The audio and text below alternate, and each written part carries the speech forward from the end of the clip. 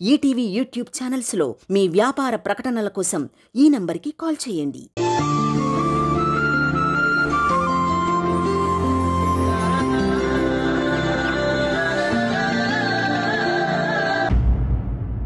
నమస్కారం అమ్మా. నమస్కారం పూజారి గారు, కూర్చోండి. చెప్పండి పంతులు గారు, ఎలా ఉన్నారు? నేను బాగున్నాను తల్లి. మీతో ఒక ముఖ్యమైన విషయం మాట్లాడిపోదామని వచ్చాను. ఏంటో చెప్పండి. అదేనమ్మా, గుడికి బ్రహ్మోత్సవాలు దగ్గర పడుతున్నాయి. గుడికి వేసిన రంగులు వెలిసిపోయాయమ్మా. అందుకని మీరు ఒక్కసారి పూనుకొని ఆ రంగులు వేయించారంటే బ్రహ్మోత్సవాలు ఘనంగా జరిపించొచ్చమ్మా. ఏమంటారమ్మా? అలాగే పంతులు గారు, నేను డబ్బులు పంపిస్తాను. ఆ పనులు కాస్త మీరే దగ్గరుండి చూసుకోండి. అలాగేనమ్మా, చాలా సంతోషం. అమ్మా, మీరు ఏమీ అనుకోనంటే మీతో ఒక విషయం మాట్లాడాలి. చెప్పండి పంతులు గారు. మీ ఇంట్లో జరుగుతున్న విషయాల గురించి నాకు కొంచెం అవగాహన ఉందమ్మా. అందుకని మీ అబ్బాయి సతీ సమేతంగా వచ్చి స్వామివారికి అభిషేకం చేసి పూజ చేసుకున్నారంటే వారి కష్టాలు తొలుగుతాయమ్మా. అంటే నా మనవడు ఆ అమ్మాయితో వచ్చి కూర్చుని పూజ చేయించుకోవాలా? అదేం కుదరదు. కావాలంటే వాడు ఒక్కడే వచ్చి కూర్చుంటాడు. ఇలా అంటున్నానని మరోలా అనుకోకండి. సతీ సమేతంగా వస్తేనే ఫలితం అనేది దక్కుతుంది. భార్య లేకుండా భర్త ఒక్కడే వచ్చి పూజ చేయడం అనేది పద్ధతి కాదు. అది అరిష్టం కూడాను. అరిష్టం అనేది ఆమెకి కాదు, మీ అబ్బాయికే. మీ మేలు కోరి చెప్తున్నాను, అర్థం చేసుకోండి. నేను వెళ్ళొస్తానమ్మా.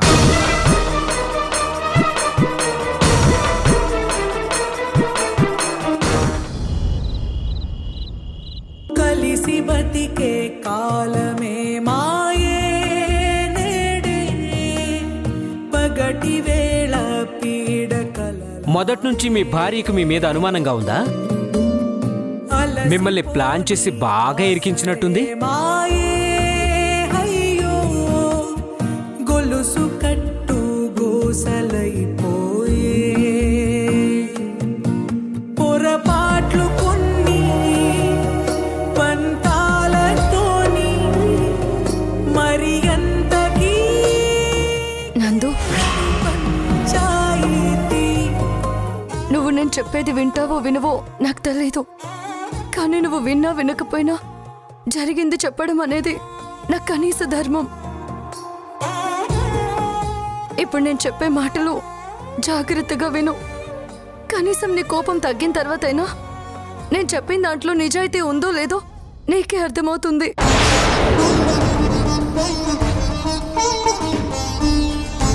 నందు, నువ్వు నన్ను ఎంత ప్రేమించావో నువ్వు మాటల్లో చెప్పావు,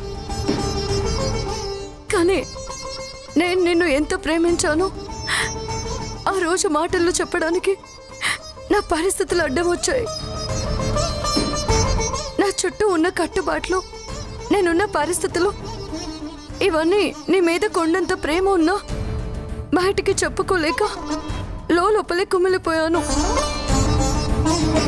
మనం కాలనీలో ఉన్నప్పుడు నువ్వు ఎదురింటి డాబా మీద నుంచి నేనెప్పుడు కనిపిస్తానో అని కిటికీ వైపు చూస్తూ ఎదురు చూసేవాడివి. కానీ అదే కిటికీ తలుపు చాటు నుంచి నువ్వెప్పుడెప్పుడు గదిలో నుంచి బాల్కనీలోకి వచ్చి చూస్తావా అని నేను దొంగ చాటిగా చూసేదాన్ని.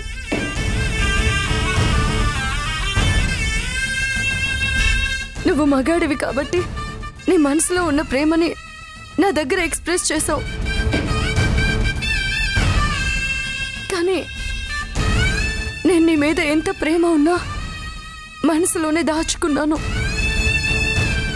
నీ ముందు నేను బయట పెట్టలేకపోయాను. నువ్వు నా ప్రాణం నందు. అలాంటి నీ పరువు తీయాలని నేను ఎందుకు అనుకుంటాను చెప్పు? ఆ రోజు ఆ హోటల్ రూమ్లో ఒక విఐపి ఒక అమ్మాయితో ఉన్నాడని అది బయట పెట్టమని ఆరోహి నాకు చెప్పింది. నేను దానికోసమే అక్కడికి వచ్చాను. లైవ్లో అక్కడ లోపల జరిగిందంతా ఆడియన్స్కి అర్థమయ్యేలాగా హోస్ట్ చేశాను. అంతేగాని లోపల నువ్వున్నావన్న విషయం నాకు నిజంగా తెలియదు నందు. ఒకవేళ నిజంగా నువ్వు అక్కడున్నావని తెలిస్తే నేను అసలు హోస్ట్ చేసేదాన్నే కాదు. నిజం నందు, నా మాట నమ్ము.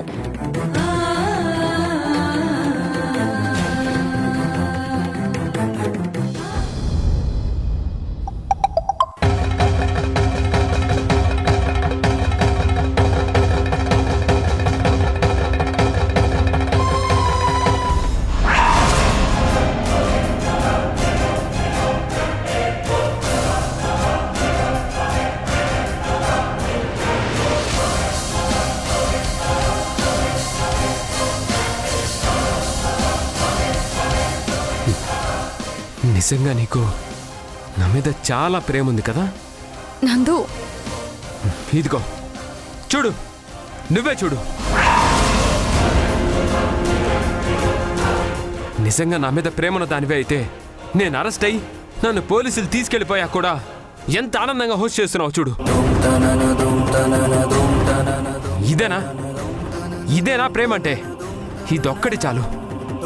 నువ్వు నా మీద ఎంత పగ పెంచుకున్నావో, ఎంత ద్వేషం పెంచుకున్నావో ఈ ఒక్క వీడియో చెప్తుంది. లేదు నందు, ఇది అబద్ధం. నేను నిజంగా నువ్వు అలర్ట్ అయిన తర్వాత లైవ్ ఆపేశాను. కావాలంటే శివాని అడుగు. Shut up! ఇంకా ఎందుకు మేఘనా నన్ను నమ్మించాలని ప్రయత్నం చేస్తావు? వద్దు, నువ్వు ముందు బయటికెళ్ళు. నందు, అసలు నేను చెప్పేది విను. మేఘనా, నన్ను ఎంతకంటే ఎక్కువ రెచ్చగొట్టద్దు. ఇప్పటికే జీవితంలో చాలా చాలా విసిగిపోయాను. ఇప్పుడు నేనున్న స్టేజ్లో నాకు ప్రశాంతత కావాలి. Leave me alone. అది కాదు నందు. Leave me alone.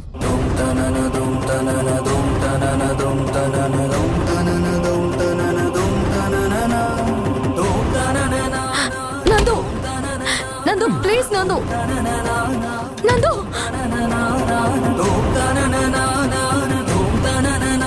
నందు ప్లీజ్ నందు, దయచేసి తలుపు తీ. నేను చెప్పేది కాస్త విను. కావాలంటే శివకి ఫోన్ చేసి కనుక్కో. ఆ టైంలో అసలు నా మైండ్ కూడా పనిచేయలేదు. ఎప్పుడైతే పోలీసుల్ని అరెస్ట్ చేశారో ఆ క్షణం నుంచి నాకేం చేయాలో కూడా పాలుపోలేదు. అలాంటిది నేను అలా ఎలా హోస్ట్ చేస్తాను? ఆ వీడియో కరెక్ట్ కాదు నందు. ఏదో జరిగింది. ఒక్కసారి నా మాట విను నందు. తలుపు తీ నందు. నందు ప్లీజ్, డోర్ తీ నందు.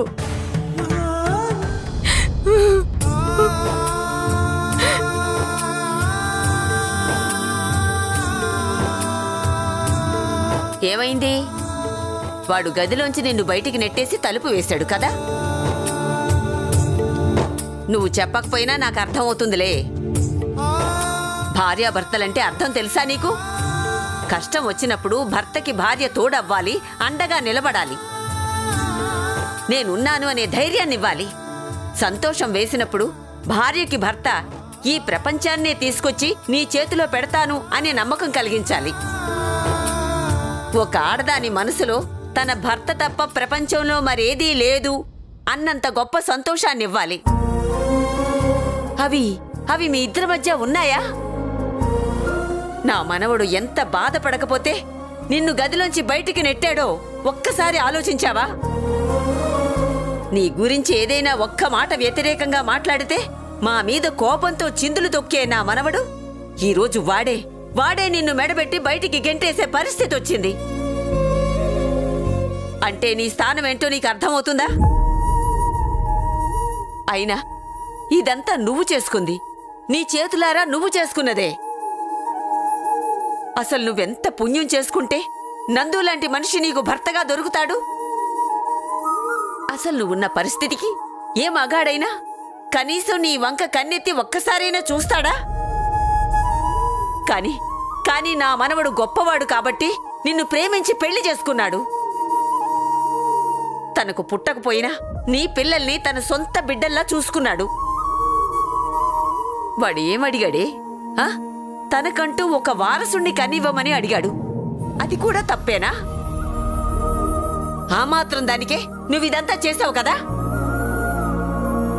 నీతో ఎంత మాట్లాడితే మాత్రం ప్రయోజనమేముంది?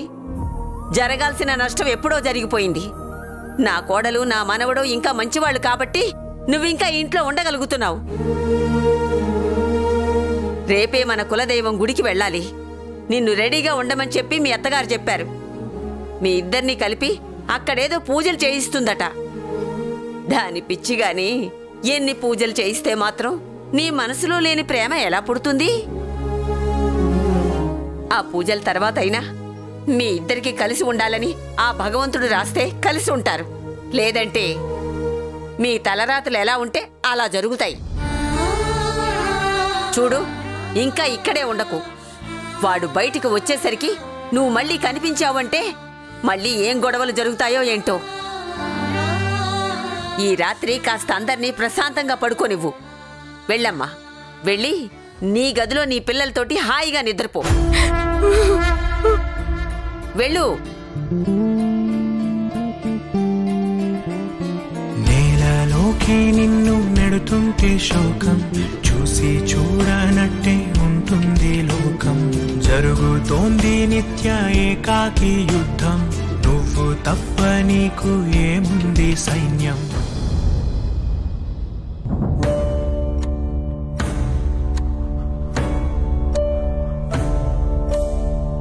మేఘనా, నందుతో మాట్లాడావా? ఏమైందమ్మా? ఏం చెప్పమంటావు పిన్ని? ఎవరో నా మీద పగబట్టి ఇదంతా చేస్తున్నట్టుగా అనిపిస్తోంది. అసలు నందు నాతో మాట్లాడే పరిస్థితి లేకుండా ఎప్పటికప్పుడు అతన్ని రెచ్చగొడుతూ ఉన్నారు. నేను నందుతో జరిగింది చెప్పడానికి వెళ్లేసరికి అతని ఫోన్కి ఎవరో ఒక వీడియో పంపించారు. ఆ వీడియోలో నందుని అరెస్ట్ చేసిన తర్వాత నేను సంతోషంగా యాంకరింగ్ చేస్తున్నట్టుగా ఆ వీడియోలో ఉంది పిన్ని. అదేంటమ్మా, అసలు ఇదంతా ఎవరు చేస్తున్నారు? అసలు ఆ వీడియో ఎవరు పంపించారు? ఏమో పిన్ని, అది చూడగానే నందు నా మీద ఒంటి కాళ్ళ మీద లేచాడు. ఇక ఆ వీడియో ఎవరు పంపించారు అని అడిగితే సమాధానం చెప్తాడా? ఇప్పటిదాకా నందులో ప్రేమనే చూశాను, కానీ మొట్టమొదటిసారి నా మీద ద్వేషాన్ని చూస్తున్నాను పిన్ని. అదేంటమ్మా?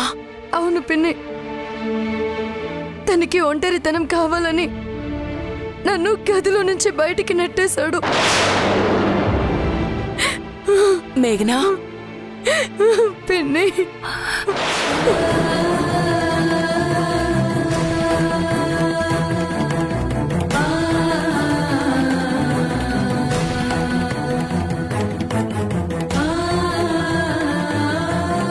ఊరుకోమ్మా, ఊరుకో. కష్టాలొచ్చినప్పుడే మనం ధైర్యంగా ఉండాలమ్మా. ఇవేవీ శాశ్వతం కాదు, నీ ప్రేమే శాశ్వతం. ఈరోజు కాకపోతే రేపైనా సరే నందు నిన్ను అర్థం చేసుకుంటాడు. కొంచెం ఓర్పుతో ఉండమ్మా.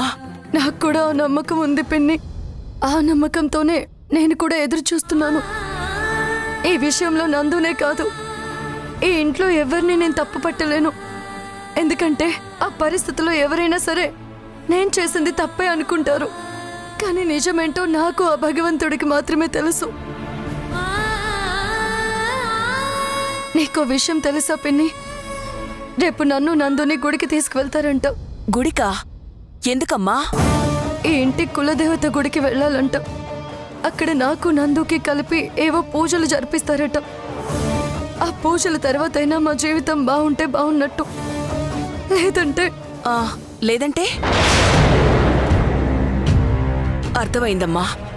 ఇంట్లో ఉన్న కోడల్ని జాగ్రత్తగా చూసుకోవడం చేత కాదు, కానీ గుడికి తీసుకెళ్లి పూజలు పునస్కారాలు జరిపిస్తే కాపురాలు చక్కబడిపోతాయా?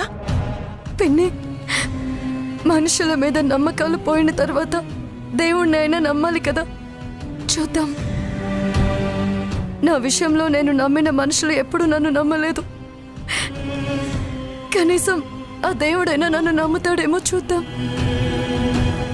మేము గుడికి వెళ్ళి పూజలు చేసిన తర్వాత అయినా నిజంగా నందు నా మాట వింటే నా మనసులో బాధ అంతా చెప్పుకోవడానికి ఒక అవకాశం దొరికినట్లవుతుంది. నిజంగా ఆ భగవంతుడు నన్ను మనసారా దీవిస్తాడేమో పిన్ని. ఎందుకొచ్చిందో ఈ అవకాశం చూద్దాం.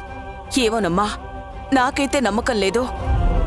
ఇన్ని గొడవలు, ఇన్ని బాధల మధ్య నువ్వు ఎలా నెగ్గుకు రాగలుగుతావోనని నాకు దిగులుగా ఉందమ్మా.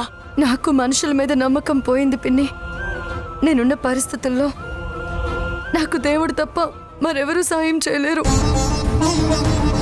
చూద్దాం, ఒకవేళ గుడికి వెళితే కనీసం నా జీవితం బాగుపడుతుందేమో. ఇంట్లో నా బాధ చెప్పుకోవాలని ప్రయత్నిస్తే నందు వినడానికి ఇష్టపడట్లేదు. కనీసం గుడికి వెళితే నా మీద కసురుకోకుండా మౌనంగా ఉంటాడు. అతను మౌనంగా ఉన్నప్పుడైనా నేను చెప్పదలుచుకున్న 4 మాటలు చెప్పేస్తే నా గుండెల్లో బరువు తీరుతుంది. ఆ తర్వాత తను ఏం నిర్ణయించుకుంటాడనేది తన ఇష్టం. ఆ భగవంతుడి దయ.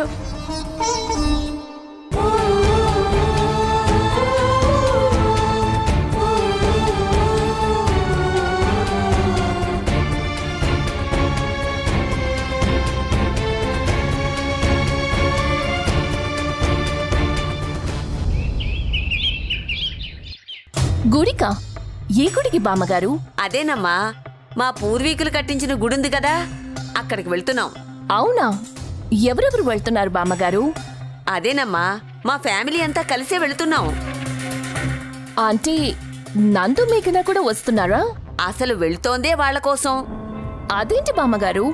అదేనమ్మా, మన పంతులు గారు వచ్చారు. ఇంట్లో జరుగుతున్న విషయాలన్నీ ఆయన తెలుసుకొని ఆ కష్టాలన్నీ తొలగిపోవాలంటే భార్యాభర్తల చేత అమ్మవారికి పూజ చేయించమని చెప్పారు. సరే, వాడి జీవితం ఒక దారిన పడుతుంది కదా అని సులోచన కూడా వస్తానని చెప్పింది. అందుకోసమే అందరం వెళ్తున్నాం. నువ్వు కూడా తొందరగా బయలుదేరి వచ్చేసేయమ్మా. అయ్యో బామ్మగారు, మీ కుటుంబం అంతా కలిసి వెళ్తుంటే మధ్యలో నేనెందుకండి? మీరు వెళ్ళి రండి, పర్వాలేదు. అదేంటమ్మా అలా అంటావు? మా కుటుంబం ఏంటి? అంటే నువ్వు మా కుటుంబంలో మనిషివి కాదా? మేమెప్పుడూ నిన్ను పరాయిదానివి అనుకోలేదమ్మా. మరి నువ్వెందుకు అలా ఫీల్ అవుతున్నావు? అబ్బే బామ్మగారు, అది కాదు. అది మీ పూర్వీకుల కాలం నాటి గుడి అంటున్నారు. అక్కడ పూజలు చేయిస్తున్నారంటే జనరల్గా మీ ఫ్యామిలీ మెంబర్సే అయ్యుండాలి. నేనెప్పుడూ మీ ఫ్యామిలీలో మెంబర్గానే ఉంటాను, కానీ ఫ్యామిలీ మెంబర్ అని చెప్పుకోవడానికి అలాంటి రిలేషన్ ఏం లేదు కదా. ఇదిగో చూడు, నువ్వు అలా మాట్లాడావంటే నాకు కోపం వస్తుంది. నేను చెప్తున్నాను కదా, నువ్వు నాకు మనవరాలివి, సరేనా? నువ్వు వస్తున్నావు అంతే. అది కాదు బామ్మగారు. ఇదిగో, పెద్దదాన్ని నేను చెప్తున్నాను, నువ్వు నా మాట కూడా వినవా? నువ్వు బయలుదేరేయి. ఇంకొక 5 నిమిషాల్లో నువ్వు అక్కడ ఉండాలి. సరే, ఉంటాను. ఏంటి మేడం, ఏమైంది? ఏదో ఫ్రస్ట్రేషన్లో ఉన్నట్టున్నారు. బామ్మ ఏమంటున్నారు? ఫ్రస్ట్రేషన్ కాదు, ఇరిటేషన్ వస్తోంది. ఎందుకు మేడం? ఎందుకా? ఆ ముసల్ది మేఘనని నందుని తీసుకుని గుడికి వెళ్తోందంట. వెళ్ళనివ్వండి, వెళ్తే మీకేంటి బాధ? నాకు కాకపోతే ఇంకెవరికుంటుంది బాధ?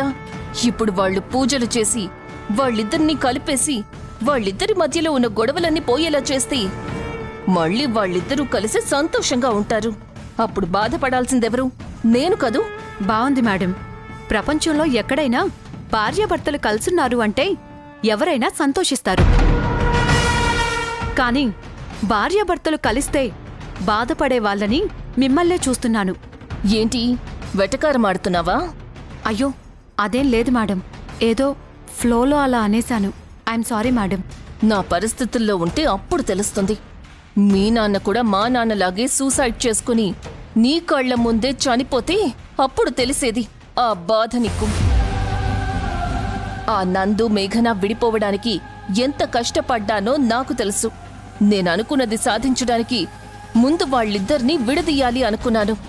దానికి తగ్గట్టుగానే బోలెడంత ప్లాన్ చేశాను. ఇప్పుడు ఆ ముసల్ది సులోచన కలిసి వాళ్ళిద్దరినీ గుడికి తీసుకువెళ్లి పూజలు చేయించి వాళ్ళిద్దరినీ కలిపేస్తారట. వాళ్ళిద్దరూ అంత సంతోషంగా ఉంటే ఇక నేనేమైపోవాలి? అది కూడా పాయింటే మేడం. మరిప్పుడు ఏం చేస్తారు? మీరు ఆపితే మాత్రం వాళ్ళు ఆగుతారా? నిజంగా గుడికి తీసుకెళ్లి పూజలు చేయిస్తే ఆ దేవుడి మహిమ వల్ల వాళ్ళు నిజంగా కలిసిపోయినా కలిసిపోతారేమో. మరొకసారి మీరు కూడా ఆలోచించండి మేడం.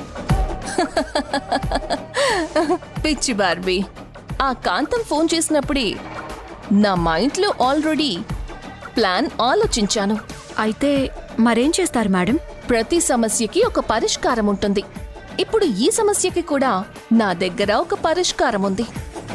వాళ్ళు గుడిలోకి వెళ్లి పూజలు చేస్తారు.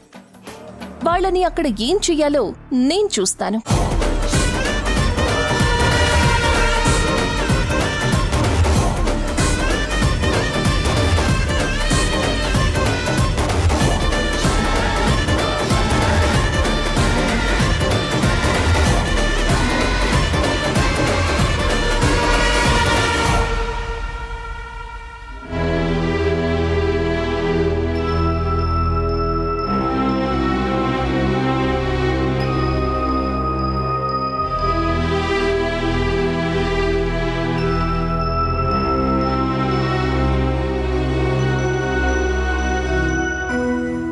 పుణ్యకాలం కాస్త ఇక్కడే పూర్తయ్యేటట్టుంది. ఇక మనం వెళ్లేదెప్పుడు, పూజ జరిపించేదెప్పుడు? మేఘనా, నందు నిన్ను వెళ్ళి పిలుచుకురా, టైం అయిపోతుంది కదా, వెళ్ళు. సౌందర్య, అన్నీ తెలిసి కూడా నువ్విలా చెప్తావేంటి? ఇప్పుడు వెళ్తుందో పుణ్యకార్యం కోసం. ఇప్పుడు తను పోయి వాణ్ణి పిలిచిందనుకో, వాడు మళ్ళీ మూడు మారిపోయి నేను రాను అంటే అనవసరంగా లేనిపోని చచ్చు సలహాలు ఇవ్వద్దు సౌందర్య. కాసేపు సైలెంట్గా ఉండు. రానందు, నీకోసమే అందరం ఎదురు చూస్తున్నాం. టైం అయిపోతోంది, మళ్ళీ వర్జ్యం వచ్చేస్తుంది. పంతులు గారు ఒకటే గోల్ చేస్తున్నారు. తొందరగా కారెక్కు. పదండి అత్తయ్య. రానన్నా. అత్తయ్య, మీరందరూ కారులో వెళ్ళండి, నేను వెనకాల నడిచొస్తాను. ఏంటి నడిచొస్తావా? ఏ పక్కనే ఉందనుకుంటున్నావా? నడిచి రావడం ఏంటి? అది కదత్తయ్య, నందు ఈ కేసు నుంచి బయటపడితే గుడికి నడిచొస్తానని మొక్కుకున్నాను. కాబట్టి మీరు వెళ్ళండి, నేను కాలినడకన నడిచొస్తాను. ఎవరి కోసం ఈ మొక్కుబడులు? నీకోసమే నందు. నా కోసం ఇప్పటి వరకు చేసింది చాలు. ఇప్పుడు నువ్వు కొత్తగా చేసి 10 మంది చేత చాలా గొప్పదానివి అనిపించుకోవాల్సిన అవసరం లేదు. అది కాదు నందు, అసలు ఇప్పుడు నువ్వు మొక్కుబడులు చేతబడులు చేసినంత మాత్రాన జరిగిపోయిన అవమానాలన్నీ ఎగిరిపోతాయా? అందరి ముందు నన్ను ఎంత అవమానించాలో అంత అవమానించావు. నాకు జరగాల్సిన అన్యాయం ఎలాగో జరిగింది. ఇప్పుడు నువ్వు మొక్కుబడులు తీర్చుకుంటే 10 మంది నిన్ను మహాపతివ్రతని పొగుడతారు తప్ప దానివల్ల నాకు వచ్చే ప్రయోజనం ఏమీ లేదు. ఏం అవసరం లేదు, వచ్చి కారెక్కు.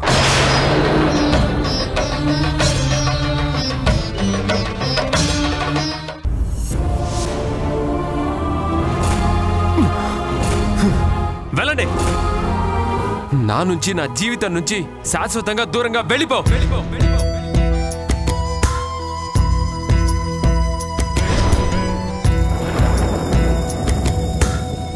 గాలి